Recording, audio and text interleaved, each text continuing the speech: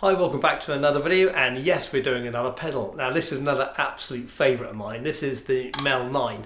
Now this is quite different. This isn't the sort of pedal you would rush out and buy it to be the first one on your pedal board. I bought this as a whim. I saw it demoed somewhere and I thought, I've got to have one of those. And I use it a lot more than I thought I would. Now, this is called the Mel9 and it's based on the Mellotron synthesizer, which was developed in 1963, I believe, in Birmingham. That is an incredible piece of kit because it had pre-recorded sections of instruments, so recordings of sort of choir, orchestra, full orchestra, violins, that kind of thing. And when they played the synthesizer, it actually played the tapes. Incredible bit of kit. Yeah, this kind of mimics that. Now I'll go through in detail over the controls, and I'll also show all the effects you can get and how you can build them up on for backing tracks and that kind of thing. Right, first we just have a little look around the outside. It's quite a simple pedal. It does come with its own power supply, which is pretty good. Now this is Electro-Harmonix. I love their gear. It's really well built. Good solid pedal. Now it takes a power supply into the back there, guitar input here. And then you've got two outputs. One is a dry output, so that's your guitar just played straight through with no effect on it. Quite useful for recording, and you want that to go into a mixer dry so you can add effects to it later. And then you have the effect out here on that connector. And you can actually blend, and we'll go over these controls shortly. Now, yeah, like I said, this is kind of the sort of pedal you buy on a whim, but my God, it's so useful, and I hope you enjoy this video. So let's get a close up to it, and we'll go over the functions. Okay, here's the Mel9 back on the pedal board. And we'll just go over the controls and features. There's not too many, so this won't take long. Obviously, always timestamps in the description, so just find your way through to the bits you want.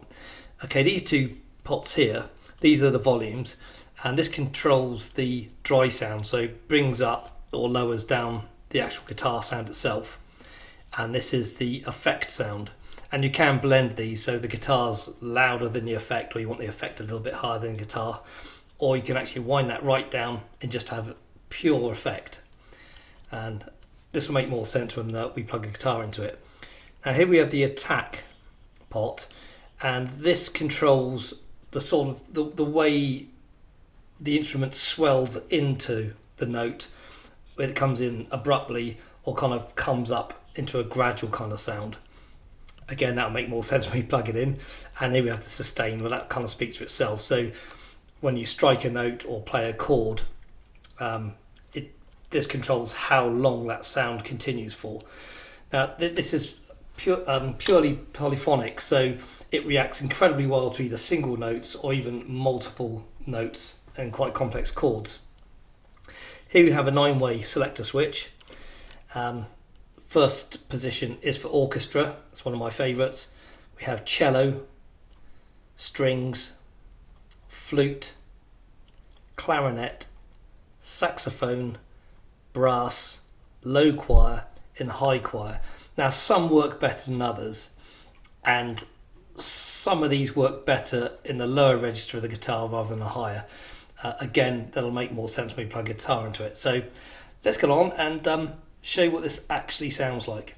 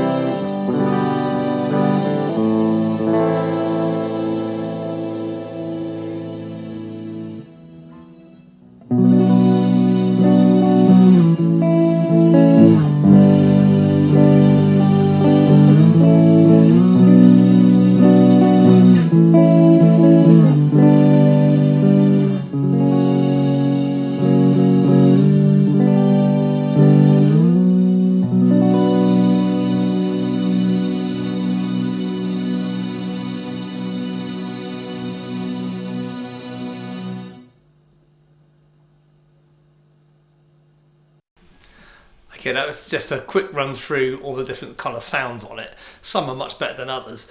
I'm just going to switch over now to a few short video clips of some tracks that I've done utilising some of the features of the pedal in them, and so you can kind of see how it really works in a real mix. So yeah, here they come.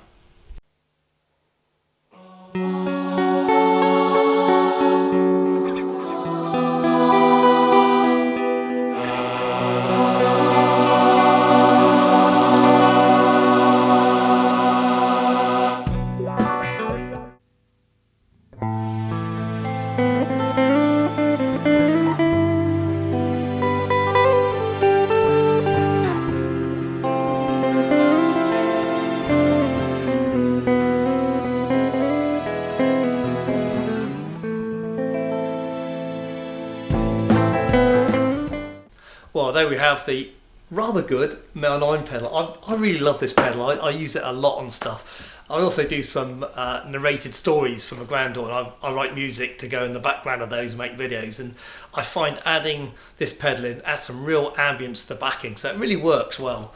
So I hope you enjoyed some of that. Now, one other thing I shall mention on it, it works with anything. It works with bass guitar, lead guitar, it'll work with keyboards.